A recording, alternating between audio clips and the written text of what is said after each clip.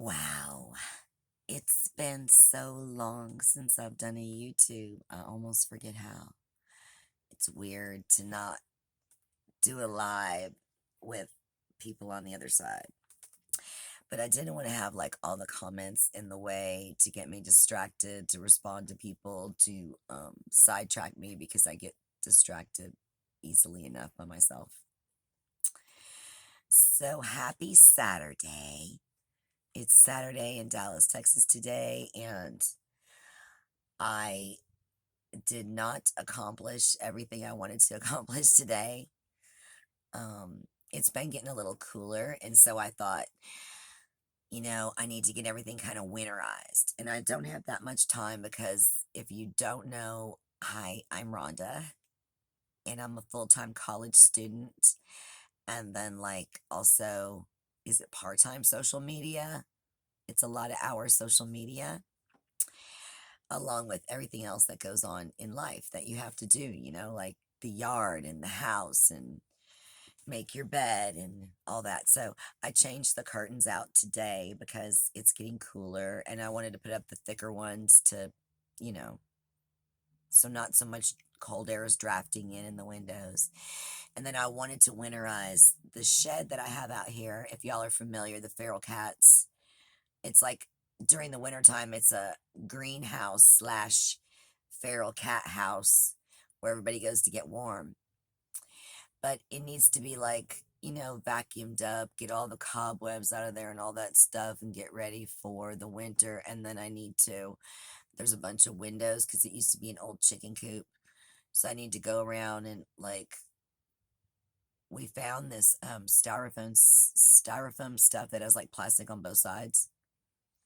So we're gonna put that up by the windows, and then we like cover them up with boards or cardboards or whatever we have and plastic. Because in the wintertime, when it's like really cold, when it's like 30 degrees, 20 degrees, it gets very cold in there. And so I'm trying to, well, like where the plants are, we need to keep it above 50 degrees because the tropical plants can't go below that. So we keep like a little heater thing in there, and we have like a floodlight situation. But the goal was to get out there today. I managed to get the curtains got changed, made the bed, vacuumed everything. Did Ooh, baby boy is in here. He scared the crap out of me. Hi. I forgot he was in here. Um, he was in here last night when I was trying to do my ASMR. So I don't know if you YouTube people go over there to Facebook at all, but my Facebook page is The Secret Creations. And I do ASMRs on Friday nights. I don't know if y'all are into ASMRs. Mine aren't like traditional ASMRs because I have like misophonia, which means I don't really like ASMRs. So they're not repetitive noises or things that are like too terribly annoying. Anyway, he was here last night just annoying the crap out of me while I was trying to do my ASMR. And he's back. He's back tonight while I'm about to have this serious conversation with you. So if you are new to me, my name is Rhonda. I'm in Dallas, Texas. I live with my ex. I go to college full time at home, and I am 2 hours away from my associate's degree, and then I'm going for my bachelor's, my BSW. Although I don't want to do social work, I want to work with human trafficking victims, but my back is injured right now. If y'all are not new to me, y'all already know this story, but this is just in case somebody's brand new and they're like, who is this chick? I have no idea who she is. So my back is hurt right now. Actually, my disability court case is coming in December. I've been waiting 2 years for that. And then I went through pretty much everything that you can go through at the hospital. And because I didn't want steroid injections in my back and I didn't want to be on pain pills, I just want them to fix what's wrong with me. They feel like they can't help me. And so they just like sent me on my way with a little packet that tells me how to exercise at home. Which exercise, my back's been screwed up for 2 years. I've tried the ice pack. It's way beyond ice pack. It's way beyond heat. It's way beyond exercise. It's way beyond, y'all. Baby boy, seriously, do we have to do this every time I do a live?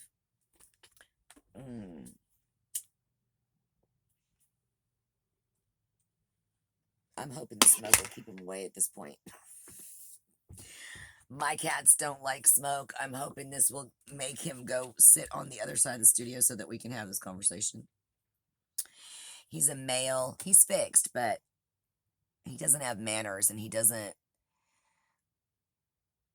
understand how to interact with a human, like that he can't touch my face, that he, that when he uses his claws it hurts, that I don't like to be bit, like he doesn't know all these things yet.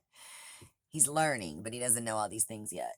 And so I don't trust him. He gets near my face and he wants to like snuggle, and I'm like, I don't trust you. We don't know each other that well.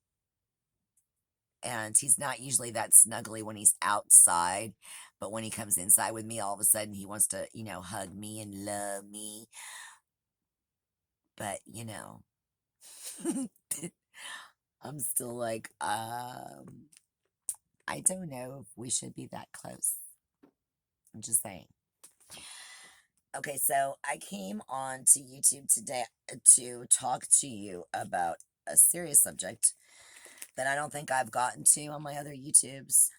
I have not, for a while there, I was doing YouTube so often that I was able to keep up with my own stories, what I've told you, what I haven't told you, because I was on purpose going all over the place because I didn't want any of the dates to line up so that anybody could go, oh, well, that's, I just wanted to have an anonymous sort of YouTube without, y'all knowing every single detail about everything. But so now it's been so long since I've been on, I don't think that we've had this conversation. I know that we've touched on the subject probably 100 times, but I don't know that we've ever had it. And I had an experience, it seems so long ago. Was it last week? Maybe 2 weeks ago? Where a friend came to see me, and it was really nice to have someone come to see me. But this is a normal person that came to see me, and I don't know what y'all consider yourselves to be. I don't know the demographic of the subscribers on here. I know a lot more about my Facebook audience. I should know more about my YouTube, and I will come over more when I have a chance, like, because I'm in school all day. And then I'd go live at night and eat dinner and, like, go to bed because I have to get up and do the same thing. So it really cuts into me being able to do everything I want to do. And I think, perhaps I overload my plate because I forget when I'm making plans that I am not as fast as I used to be. Like, and when I say that, I don't mean like back in the day. I mean like before my back got hurt, because I'm quite sure if my back was fine, I would be, because I'm like hyper and I can do things. I can get so many things done in an hour that, your head would spin normally. But I'm not like that right now because my back, just like, because I've been working all day, cleaning and all that stuff, my back is killing me right now. Like the pain gets like distracting. Like I almost can't focus to talk to you because I'm like constantly trying to figure out how to readjust my buttocks on the chair, or what elbow to lean on next, or should I switch over to this side because it's killing me, And so the more stuff that I do, the more I get punished. And so it really curbs how much I can do in a day. So I don't take into consideration when I'm making a list rest time. Like, yeah, you can do A, B, and C, but then you're probably going to want to sit down for an hour or something. You know what I mean? Like, I don't count that in. And then the next thing I know, it's like midnight, and I'm like, I don't understand what happened." And then I realize, I have to eat, I have to poop, I have to pee, I have to, there's things that I don't take into consideration upon making these lists. But anyway, so back to the main subject.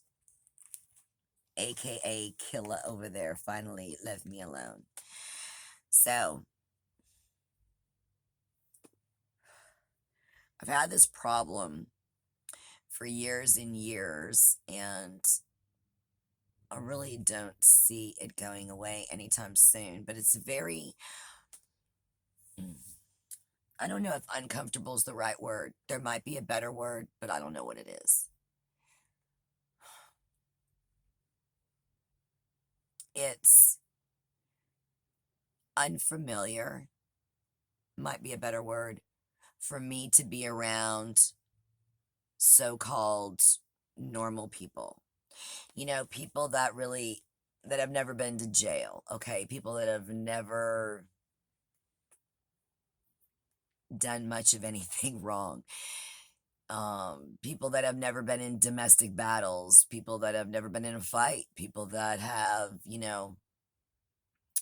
just led kind of a normal life.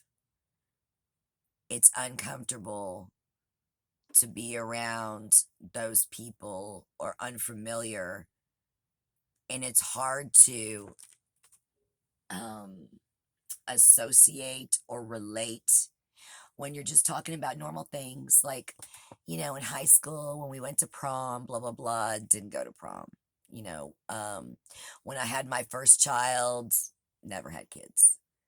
When I, just any of the things that normal people talk about, I cannot relate or, um, I don't know, sympathize or empathize. Like, I have not been there. I don't know. Like, my situation, I would feel more comfortable in a room with people that smoke, people that have had addictions in the past, people who have been in domestic situations, people whose lives have not been, you know, I don't want to say easy and hard, depending on, it doesn't really apply to what I'm talking about, because I mean, people that are normal have hard things happen to them too. I'm saying, mm, somebody that's never been homeless, somebody that's never been without a car, somebody, like, it's it's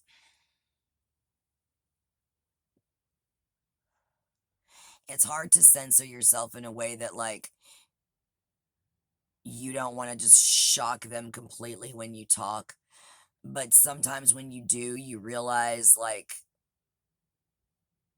oh, wait a minute, that's not something normal for them. Like, that's not something they're accustomed to talking about or thinking about or have happened to them. So I'm always kind of like, I don't know what I can say, what I cannot say, and then sometimes, I don't think it's intentional, but sometimes there's just like there's a look, there's like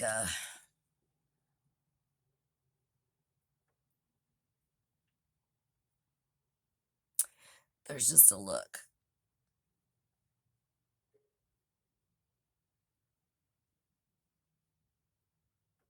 Kind of like a look like back in the day a cheerleader would have given someone who was overweight, because back in my day, the only people that were cheerleaders were the ones that were in the very best shape and could do splits and all that kind of stuff. Like, um,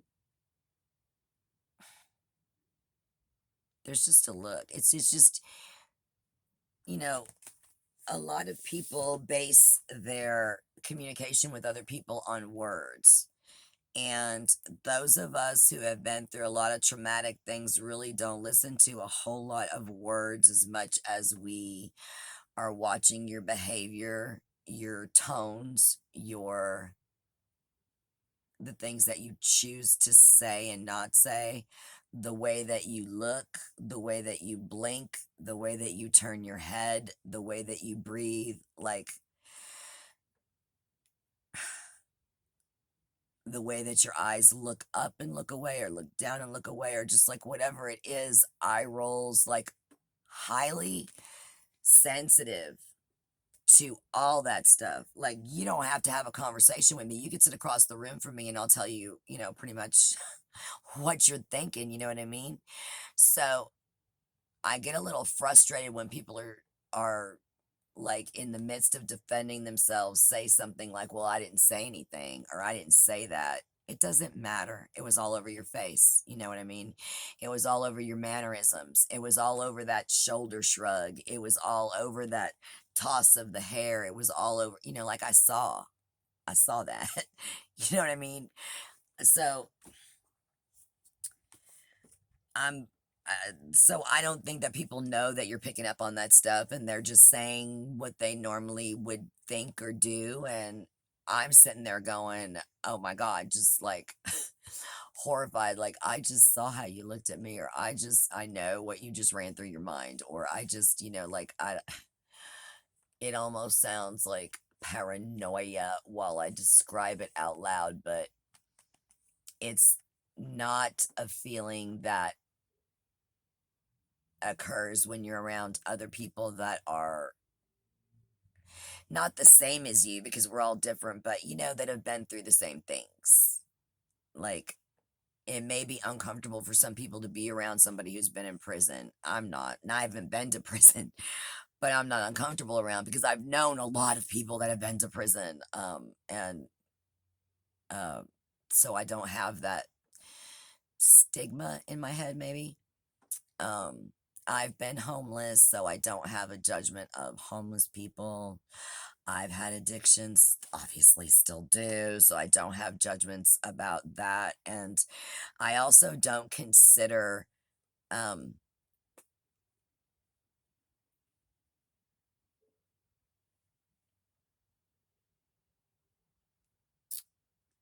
I don't consider addictions to be only, drugs or alcohol. There are people that are addicted to gossip. There are people that are addicted to eating. There are people that are addicted to being thin. There are people that are addicted to working out. There's people that are addicted to prescription medication. There's people that are addicted to all kinds of, there's people that are addicted to feeling righteous. I mean, there are people that are addicted to all kinds of stuff. So the thing is that God doesn't judge one over the other. Like, oh, that one's addicted to the H word and that one's only addicted to eating all the time. They're so much different than each other. No, it's the same thing. It's the same thing. We all have problems, and we all have different situations that we go through depending on where you're from and how you were raised and all that kind of stuff. And so you can't make a judgment on someone else like, like, I don't drink, not for any particular reason. Like, I used to drink alcohol all the time and now I have a problem. Like, it's not like that. I think I'm allergic to it. It doesn't make me feel good. So I just don't do it the majority of the time. I do have a drink occasionally, once every 2 years or something. Like, it's not, but you know what I'm saying? But I'm not gonna look at you and be like, oh my God, you're drinking. Like, you're drinking. Like, it does, I'm smoking. You know what I mean? It's the same. You're eating, you're having sex, you're doing this, you're doing that. We're all okay. It's the same thing. I feel like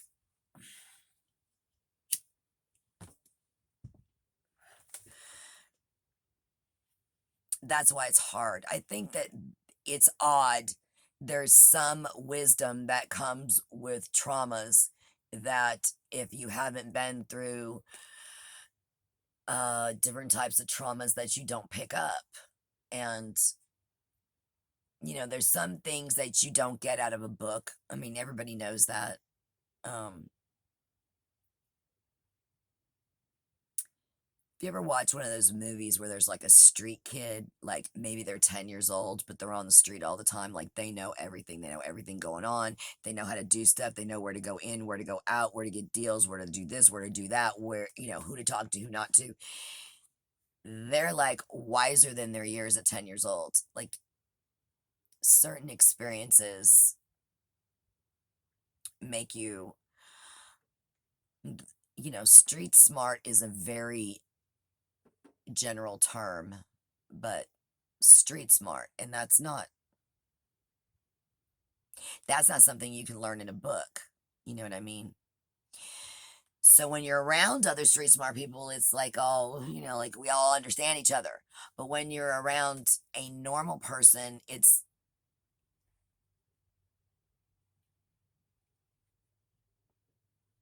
hard to be you. And I'm gonna have to shut this video off because I know dang well it's in 2 minutes I'm going to expire. YouTube doesn't let me do longer than this. So I'll go on to the next video.